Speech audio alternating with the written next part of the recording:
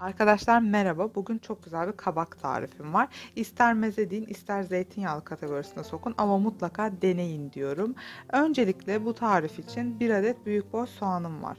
Soğanımı piyazlık doğruyorum. Ancak çok ince doğramayacağım.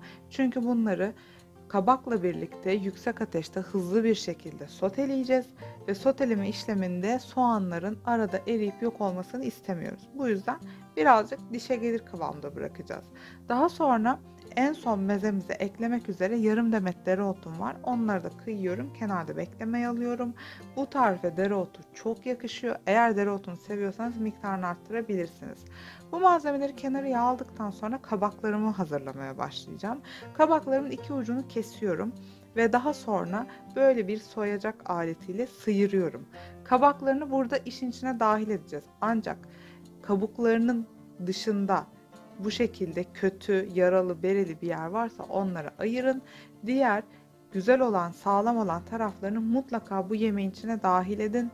Kabukları hem çok güzel bir çıtırlık verir hem de besin kaynağıdır. Atmanıza kesinlikle gerek yok. Bu şekilde sıyırıyorum uzun uzun, hiç bölmeden. Ve daha sonra ortasındaki çekirdekli kısma gelince bakın gördüğünüz gibi çekirdekler görünmeye başladı. Artık sıyırmayı bırakıyorum. Çünkü bu kısım yemeğimizi çok fazla sulandırır. Biz sulandırmak istemiyoruz. Kabak çıtırlığını kaybetmeden hızlıca sadece soteleyeceğiz lezzetlendirmek için. Peki bu çekirdekli kısımları ayırdığımızda ne yapıyoruz? Kesinlikle çöpe atmıyoruz. Bunları rendeleyip mücver yapabilirsiniz. Küçük küçük doğrayıp soğanla kavurup çok güzel bir omlet yapabilirsiniz. O anda yapabilecek hiçbir şeyiniz yoksa kabaklarınızı rendeleyin. Bir buzdolabı poşetiyle buzluğunuza kaldırın. Daha sonra kullanmak üzere çıkartıp değerlendirebilirsiniz. Kesinlikle atmanıza gerek yok. Tenceremi ocağa koydum. Yemeklik zeytinyağı kullanıyorum. Soğanlarımı da ilave ettim ve bir tatlı kaşığı şekerle hızlıca soteledim. Dediğim gibi ocağımın altı açık. Yüksek ateşte soteliyorum çünkü kabakların sularını salmasını istemiyorum.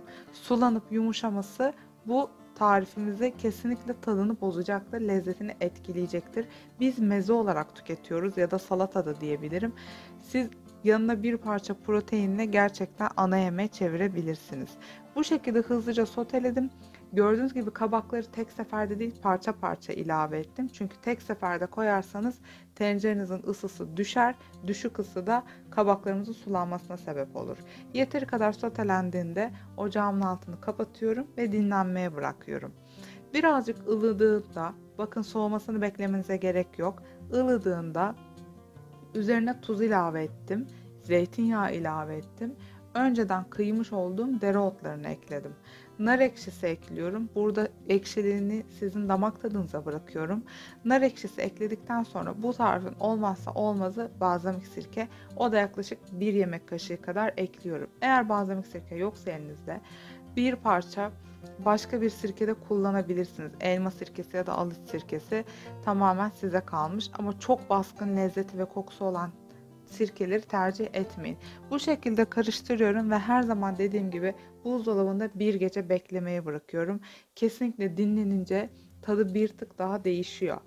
Ertesi gün gördüğünüz gibi artık iyice ekşisini, yağını çekmiş, kendini salmış gibi görünse de aslında çıtır çıtır bir kabak var karşınızda. Yaz aylarında en çok yaptığımız ve tükettiğimiz yemek. Tencerenin dibinde kalan sosunu da üzerine gezdirin. Gönül rahatlığıyla misafirlerinize servis edebilirsiniz. Mutlaka denemenizi tavsiye ediyorum. Eğer denerseniz yorum yapmayı, Instagram'dan takip etmeyi, YouTube'dan abone olmayı unutmayın. Bir sonraki videoda görüşmek üzere.